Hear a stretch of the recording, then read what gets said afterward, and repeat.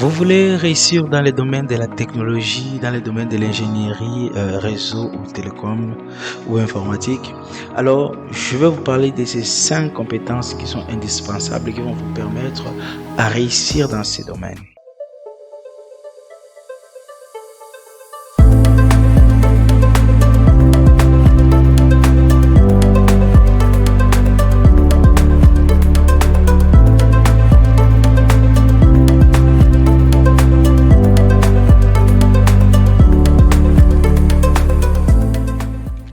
La toute première compétence, c'est le réseau. Alors, les réseaux, pour moi, c'est la base des bases dans les domaines de l'ingénierie, que ce soit informatique ou bien ingénierie télécom, ainsi de suite. Alors, dans les réseaux, vous allez apprendre tout ce qui est protocole, notamment, ou bien par exemple, les protocoles IP, les protocoles TCP, UDP, les protocoles DNS, ainsi de suite.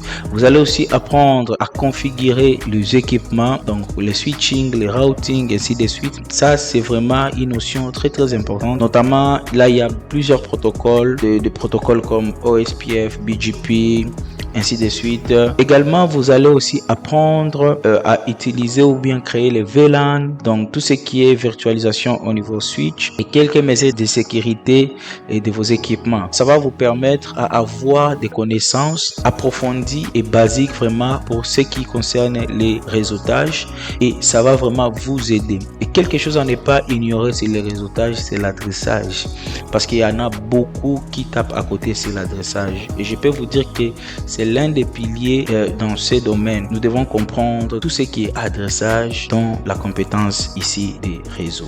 La deuxième compétence, c'est l'administration des systèmes. Que ce soit des serveurs Linux ou Windows, vous devez être en mesure de les gérer, de comprendre le mode de fonctionnement et de les configurer. Connaître aussi l'utilisation de plusieurs rôles ou bien des essentiels qu'on met au niveau de ces serveurs, notamment comment gérer les Active Directory, qui est vraiment la base des bases dans l'administration serveur. Et l'administration serveur va vous permettre à débloquer des systèmes complexes des entreprises. Comprendre que dans chaque grande entreprise où vous irez, soit faire des stages ou bien y travailler, vous allez toujours rencontrer que ces entreprises ont des serveurs. Et les serveurs là gèrent peut-être le système d'utilisateurs et tout, de configuration, de comptes et ainsi de suite. Et vous devez être en mesure de les configurer, de les gérer ou bien de comprendre au moins tout ce qui s'y passe. La troisième compétence, c'est la sécurité informatique. Ici, vous devez apprendre tout ce qui est mesures de prévention, de détection, de protection, et ainsi de suite. Comment est-ce que vous allez faire en sorte que votre système d'information puisse être sécurisé? Donc ici, vous gérez tout ce qui est sécurité de l'entreprise ou bien sécurité de votre réseau, et vous allez utiliser plusieurs protocoles ou bien plusieurs mesures de sécurité. Notamment, vous devez apprendre tout ce qui est VPN, IPS, IDS, ainsi de suite, et le pare-feu, comment gérer des DMZ, ainsi de suite. Donc l'architecture de sécurité doit être votre base pour comprendre la compétence ici de sécurité informatique, mais aussi avec des systèmes d'exploitation comme Kali Linux, vous aurez accès à des outils puissants qui vont vous permettre à gérer des sécurités avancées. Alors vous allez apprendre cette compétence, et je vous assure que ça va vous être tellement utile, parce que c'est l'une des compétences qui va prouver à quel point vous êtes fort. Imaginez que vous travaillez dans une entreprise et que votre entreprise vient d'être hackée, et que vous, étant comme ingénieur ou bien responsable des systèmes, vous ne savez même pas par où commencer. Beaucoup de gens vont commencer à vous disqualifier. Ils ne voudront même pas savoir que vous connaissez ou bien vous ne connaissez pas. Ils vont commencer par vous juger parce que vous serez incapable. Mais si vous avez des notions, vous saurez au moins comment commencer ou bien par où commencer à résoudre de tels problèmes. Et vous devez aussi assurer vos employeurs lorsque vous êtes là. Ils doivent être rassurés. Ils savent que non, si monsieur X est ici, si monsieur tel est présent au boulot, vraiment tout marche bien. Et si vous maîtriser cette compétence ici de sécurité, ça va vous permettre encore de bien gérer vos systèmes d'information et de bien les sécuriser. La quatrième compétence, c'est la compétence que je déteste le plus parce que je ne suis pas assez fort dedans, c'est la programmation. Ah oui, la programmation. Aujourd'hui, avec l'IA, c'est très facile même de pouvoir apprendre les codes, de pouvoir programmer, parce que l'IA nous permet au fait d'avoir même des sites web qu'on peut programmer avec des boutons d'action et tout, et les sites est bien fait. Mais ici, je ne vous parle pas seulement de la programmation web, mais il y a des langages comme Python, des langages comme JavaScript, ainsi de suite. Donc, je vous parle des programmations avancées. Là, vous devez au moins avoir l'idée. Moi, je suis totalement nul en programmation. Ça, je peux pas vous mentir. Mais quand même, j'ai quelques idées sur les langages de programmation. Je sais, ça, il s'agit de tel langage, il s'agit de tel langage. Mais aussi, au moins, j'ai quelques notions d'algorithme et tout. Et ça me permet aussi de débloquer quelques situations. Et si je me retrouve devant quelqu'un qui ne s'y connaît rien, je saurai quoi faire. Et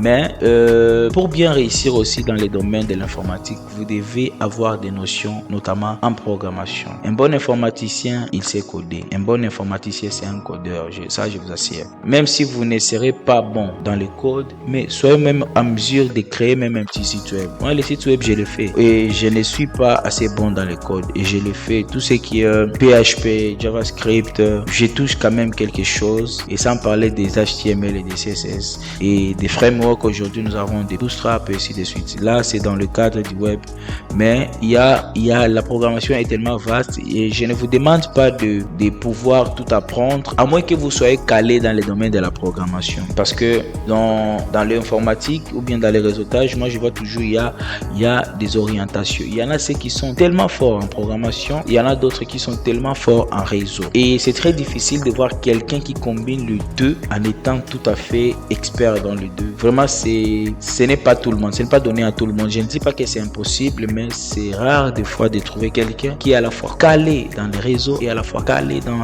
la programmation. Bien que ce n'est pas du tout impossible. Alors, vous devez aussi maîtriser la programmation et ça va vous aider sur votre CV, même quand vous allez vous présenter. Non, je fais aussi la programmation. Oui, ça va ajouter quelque chose de surplus sur votre CV. La 5e compétence, c'est la virtualisation et les clouds. Oui.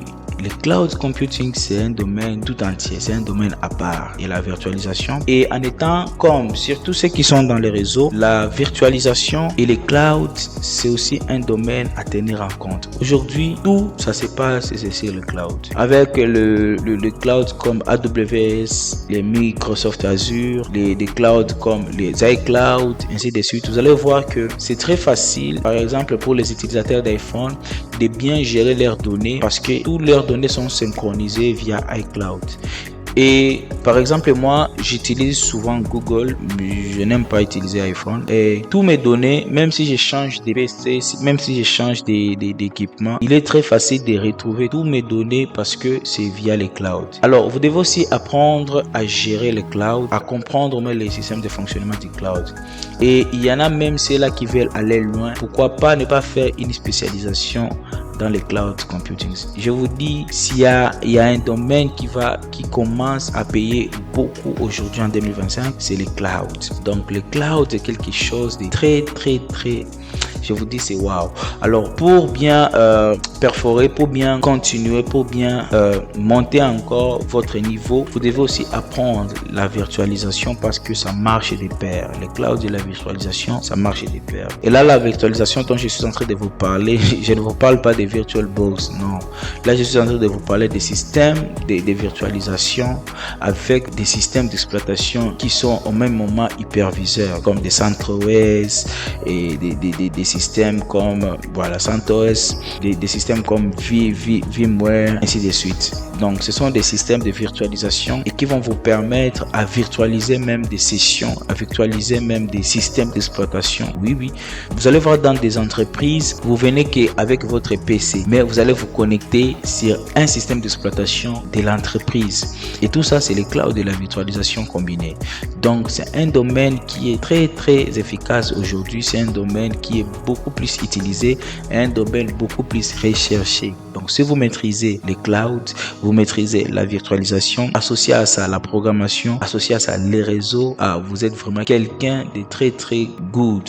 Et sans oublier la sécurité, parce que la sécurité s'applique sur toutes ces couches que je viens de vous parler, que ce soit dans les réseaux, il nous faut la sécurité, que ce soit dans la programmation, il faut la sécurité, que ce soit dans l'administration serveur, il faut la sécurité, que ce soit dans la virtualisation ou bien les clouds, il faut la sécurité.